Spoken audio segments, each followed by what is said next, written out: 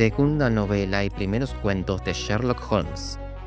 En un video anterior sobre Sherlock Holmes conté por qué leer sus historias y reseñé Estudio en Escarlata, la primera historia que Conan Doyle hizo con su detective.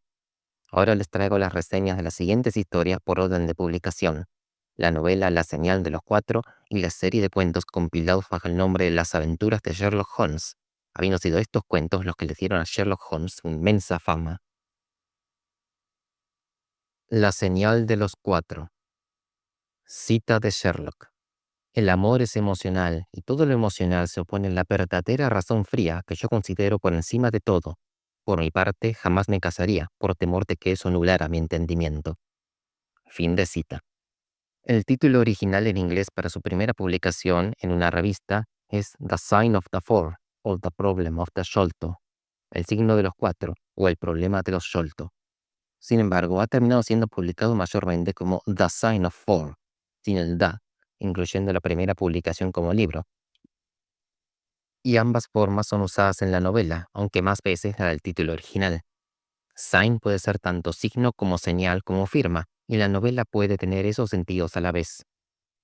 En esta segunda aparición y novela de Sherlock Holmes de Arthur Conan Doyle, publicada en 1890, o sea, 3 años después de Estudio en Escarlata, se continúa mostrando el método de investigación del detective privado con consulta en contraste con el de los funcionarios típicos de Scotland Yard. En este caso, del detective Athelney Jones, quien llama despectivamente a Holmes señor teórico y despliega una gran energía, teniendo de vez en cuando atisbos racionales, como dice Sherlock. Después, Jones irá decaído a su casa a pedirle ayuda. El caso de esta ocasión es presentado por Mary Morstan y ella y Watson se enamorarán rápidamente. Aunque sin gran desarrollo, este enamoramiento se desenvuelve junto con el caso. Su padre desapareció hace años sin rastro alguno al poco tiempo de volver a Inglaterra de su posición como oficial en las Islas Andamán, y posteriormente a ella le llegan, una vez al año, unas perlas muy valiosas.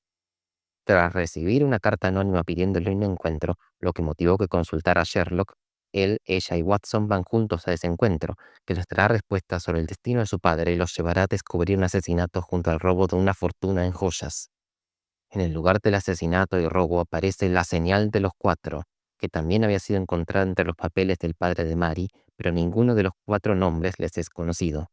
Esta historia es tan buena como Estudio en Escarlata, profundizándose en los personajes de Holmes y Watson, en especial del primero, tanto en personalidades como en las habilidades detectivescas, utilizando otra vez, y bien, el recurso del contraste de los métodos científicos de Holmes con los de la policía oficial, parte de lo cual ya está en el primer capítulo cuando Sherlock le revela a Watson que es autor de varias monografías sobre temas técnicos, como el ya mencionado en el libro anterior de las cenizas de tabacos, y también menciona los efectos de los oficios en la forma de las manos y una referida a las pisadas. Además, se muestra que la fama de Holmes se extiende tanto entre los criminales que ya tiene que disfrazarse cuando sale a investigar discretamente, así como también es más famoso entre las fuerzas policiales, mencionándose que fue consultado por un destacado detective francés. También se revela que Holmes es un consumidor habitual de cocaína, por lo visto al punto de la adicción, que toma inyectándosela en una solución al 7% como método para escapar del horrible aburrimiento que sufre cuando no tiene casos interesantes que resolver. También dice que no le gustó Estudio en Escarlata, la publicación de Watson del caso, por haberle dado un tinte novelesco en vez de enfocarse en los aspectos analíticos del caso.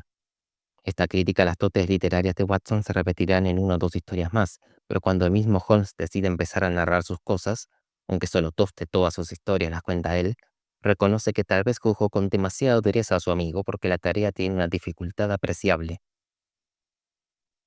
También volverán a aparecer los irregulares de la calle Baker, pero esta vez los niños fallarán en obtener la información que Holmes esperaba, por lo que éste replantea el asunto a partir de calibrar la inteligencia a su adversario criminal y pensar qué haría él en su posición si tuviera su intelecto, tras lo cual sale en su búsqueda, para lo cual se disfraza de un modo que engaña incluso a Watson junto a sus habilidades de actuación, por primera vez mostradas. Nota de color. Fue hace unos años que leí por primera vez la versión completa en inglés de La señal de los cuatro. 2 años antes de esa primera vez, me había enterado de que la censura que ya sabía que tenía mi libro de La señal de los cuatro respecto a que Holmes toma cocaína era mucho mayor de lo que creía. Creía que era cosa de una línea, pero vi que es una buena parte del capítulo, pero además hay un par de cosas más que están inexplicadamente quitadas. Esto me había enojado mucho como pocas veces cuando me di cuenta debido a tal censura sin ninguna advertencia en el libro, pero esperé a comprar y leer la historia sin censura en el libro de la colección de ediciones Terramar, con traducción de Ricardo Gili, que me faltaba de esa edición de las historias completas de Sherlock Holmes. Pero evidentemente tengo mala suerte. Incluso en ese libro hay algo que falta. En uno de los capítulos finales se menciona a Winwood Reed. Este nombre no estaba en el primer libro, censurado, que había leído de La Señal de los Cuatro.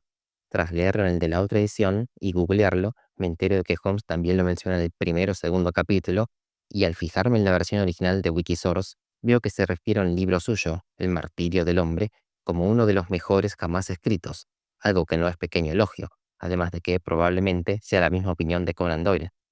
También, al principio del capítulo 9, se cuenta que Holmes habló animadamente en una cena sobre temas diversos, pero no se cuenta cuáles son en mi edición.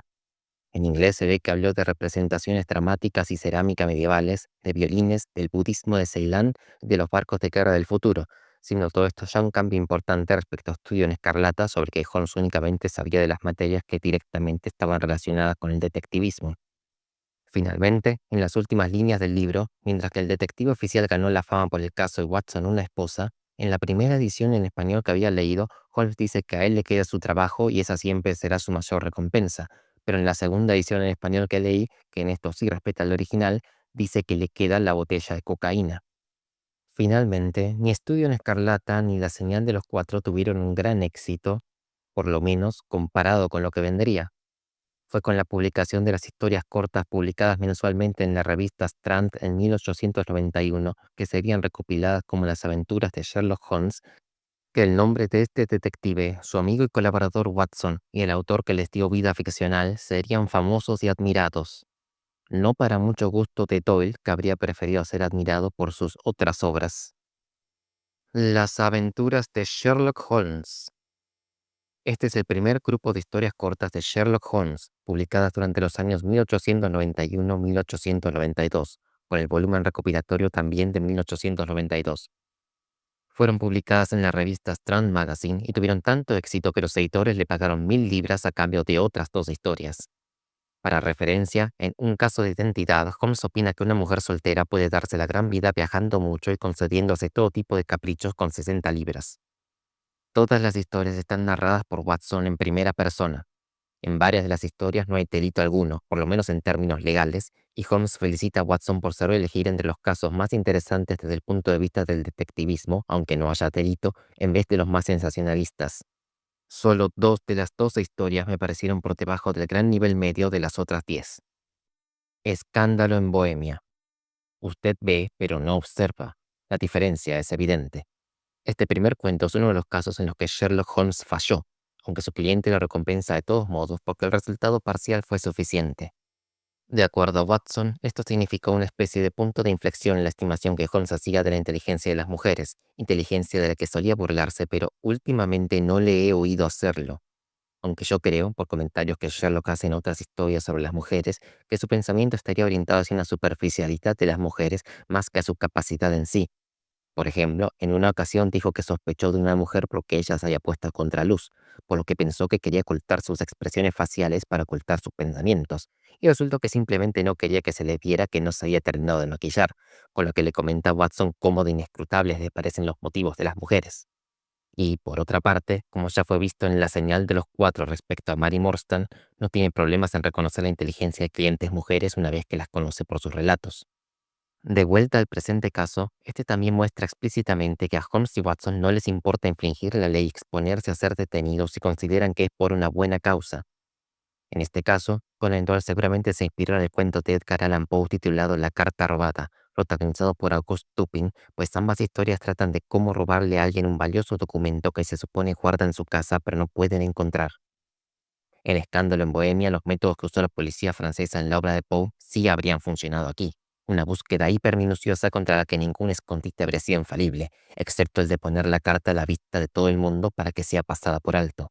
En Escándalo en Bohemia, para robar una fotografía que Irene Adler está usando para chantajear al ficticio rey de la Real Bohemia, Holmes demuestra sus grandes dotes para el disfraz y la actuación y un truco de psicología. En esta historia se menciona también que Sherlock Holmes ha servido a la familia real de Holanda, así como que la prensa publicaba intervenciones suyas al resolver casos. Es decir, El talento del detective consultivo ya era reconocido ampliamente en la ficción para el tiempo de este caso, donde Watson ya no vive con él porque se ha casado con Mary Morstan y decide visitar a Holmes simplemente por añoranza de sus tiempos con él al pasar cerca de sus antiguas habitaciones. La Liga de los Pelirrojos. Al nuevo cliente de Holmes le ha ocurrido uno de los sucesos más extravagantes de las historias holmesianas, su envolvimiento en la extraordinaria liga del título, y al principio no se ve delito alguno, pero Holmes piensa pronto que lo hay y que se enfrenta a un plan de alguien a quien considera el cuarto hombre más inteligente de Londres y tercero en audacia, y tarea suya será predecir el siguiente movimiento para poder atraparlo. Como curiosidad, en la serie adaptación de Sherlock Holmes protagonizada por Jeremy Brett, es el profesor Moriarty el autor intelectual del crimen que se pretende cometer aquí, con lo cual lo presentan en persona en la que, en la serie, colocaron como la aventura inmediatamente anterior a la de su enfrentamiento final con Holmes. Contrariamente a las historias de Doyle, donde el Napoleón del crimen nunca había sido ni siquiera mencionado antes. También esta era una de las historias favoritas de Conan Doyle. Un caso de identidad. La vida es infinitamente más extraña que cualquier cosa que pueda inventar la mente humana. No nos atreveríamos a imaginar ciertas cosas que en realidad son de lo más corrientes. Si pudiéramos salir volando por esa ventana, tomados de la mano, sobrevolar esta gran ciudad, levantar con cuidado los tejados y espiar todas las cosas raras que pasan, las extrañas coincidencias, las intrigas, los engaños, los prodigiosos encadenamientos de circunstancias que se extienden de generación en generación y acaban conduciendo a los resultados más extravagantes, nos parecería que las historias de ficción, con sus convencionalismos y sus conclusiones sabidas de antemano, son algo trasnochado e insípido. Una joven le pide a Sherlock que encuentre a su prometido, desaparecido del carruaje que lo transportaba a su casamiento. Holmes identifica fácilmente el caso como similar a otros en su conocimiento de la literatura criminal y se las ingenió para conseguir las pruebas que confirmaron su teoría de los hechos, analizando el escrito de una máquina de escribir cual grafólogo que analiza la escritura a mano. Y ocurre aquí uno de los hechos más indeleblemente memorables de todas las historias de Sherlock Holmes, cuando éste se enfurece contra el malvado culpable de lo ocurrido a su cliente, soltando un ¡Por Júpiter! Y lo amenaza con darle de latigazos. Como curiosidad, menciona Holmes al final a Hafiz, o Hafiz, poeta persa, diciendo que puede aprenderse tanto de él como del romano Horacio, contradiciendo así que Holmes no supiera nada de literatura. El misterio de Boscombe Valley. Ya llegamos a las deducciones y las inferencias, dijo Lestrade guiñándome un ojo. Holmes me resulta bastante difícil bregar con los hechos sin tener que volar persiguiendo teorías y fantasías. Tiene usted razón, dijo Holmes con fingida humildad. Le resulta a usted muy difícil bregar con los hechos. Watson recibe un telegrama de Holmes pidiéndole que lo acompañe en un viaje en tren al oeste de Inglaterra para solucionar un caso de asesinato, el cual Holmes comienza, tras leer los diarios y el reporte del juicio, con la suposición de que el sospechoso, que lo es mucho ante todos, incluso Watson, es inocente porque tan pronto le atribuyen demasiada imaginación como demasiado poca. Pero aún con eso, el principal factor por el que Holmes prevalece sobre el inspector Lestrade para descubrir la verdad es su trabajo de análisis sobre la escena del crimen. Como en tantas otras ocasiones, aunque luego elige no seguir, tras darle su oportunidad a Lestrade, los canales oficiales para llevar al criminal a la justicia. En otra expansión de los conocimientos literarios de Holmes, este lee durante el viaje en tren a Petrarca, poeta, filósofo y filólogo italiano muy importante del Renacimiento, y luego también habla de George Meredith, novelista y poeta contemporáneo de Doyle. Las 5 semillas de naranja. Un joven llega a Baker Street para pedirle a Sherlock Holmes ayuda contra una conspiración misteriosa que se ha llevado las vidas de su tío primero y de su padre después, y ahora le ha llegado la misma amenaza que les había llegado a ellos. Un sobre con una orden sobre ciertos papeles y en el sobre, firmado por KKK, hay 5 semillas de naranja. Lamentablemente, este no será un caso feliz para Holmes. Por otra parte, en curiosidades, Holmes dice aquí que ha sido vencido 4 veces por 3 hombres y una mujer, siendo obviamente la mujer Irene Adler de Escándalo en Bohemia, pero nunca se revela en ninguna historia quiénes son esos 3 hombres. El hombre del labio retorcido. Watson va a sacar de un fumadero de opio a un amigo y, para su sorpresa, se encuentra allí a Holmes, disfrazado. Sherlock está allí esperando encontrar alguna pista sobre el destino de alguien que desapareció allí y, aparentemente, qué ha ocurrido es algo que solo saben el dueño de ese fumadero y un mendigo con el labio retorcido. El carbunclo azul. Watson visita a Holmes 2 días después de Navidad y se encuentra con que está examinando un sombrero de alguien por identificar, aunque sin que haya delito alguno de por medio. Sherlock, contrario a Watson, puede hacer unas buenas suposiciones sobre la personalidad del dueño y su identidad cobra mucha importancia cuando se descubre dentro del ganso junto al que se había encontrado el sombrero una valiosa piedra preciosa robada. Al final del caso, Holmes indultará al criminal con la esperanza de salvar el alma de este. Y en la serie protagonizada por Jeremy Brett, lo que en el libro dice con calma, que la policía no le paga para cubrir sus deficiencias, en la serie lo grita con enojo. Y ambas cosas me gustan. La banda de lunares. ¿Lo ve, Watson? Gritaba. ¿Lo ve? Uno de los momentos que me resultaron de mayor clímax de las historias holmesianas.